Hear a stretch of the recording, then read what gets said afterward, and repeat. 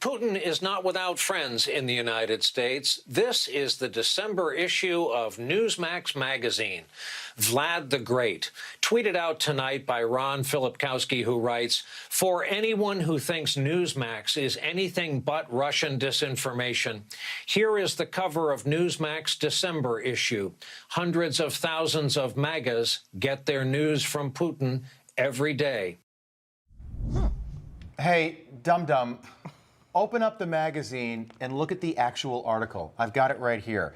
Putin's war on the West. The Russian leader exploits every opportunity to weaken the U.S. and its allies. That's what the three-page article is about, Brian Williams. It's not a pro-Vladimir Putin article. And by the way, just to add insult to injury here, I grabbed a couple Newsmax magazines out of our lobby here, and this is the July 2021 issue. I don't know if we can get a zoom on that.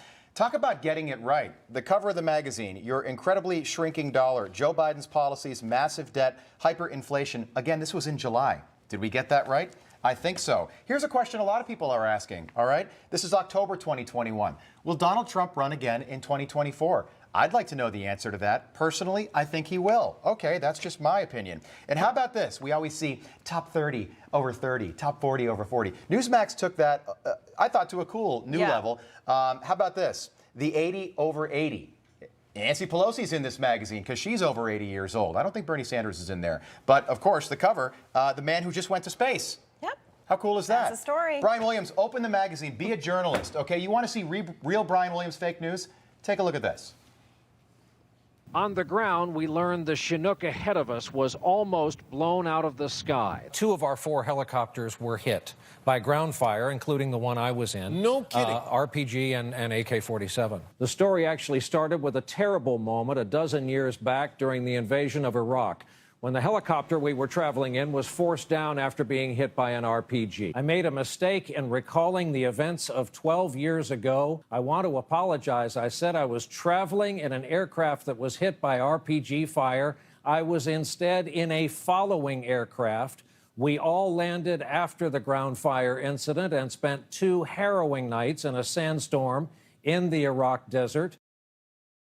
Forget that type of events. Well, because he's the Jussie Smollett of cable news, right? This is what the left does. This is what the left does. Yeah. You know, I had an interesting, I sat by Sinbad one time on the airplane. Remember, Hillary Clinton did that same thing. She said she was under fire going into Iraq, and it was Sinbad who actually released a story, and I asked him about that, and he said, he said, I've been completely blackballed by the Democrat Party for doing it, but you've got more and more of these stories where the left is just making it up. They're making it up as they go because they're losing the narrative. They're losing the narrative, and Hogan, that's why he's not the anchor of the NBC Nightly News. That's probably why ultimately he lost his job at MSNBC, and that's probably why, if it does happen, CNN will welcome him with open arms.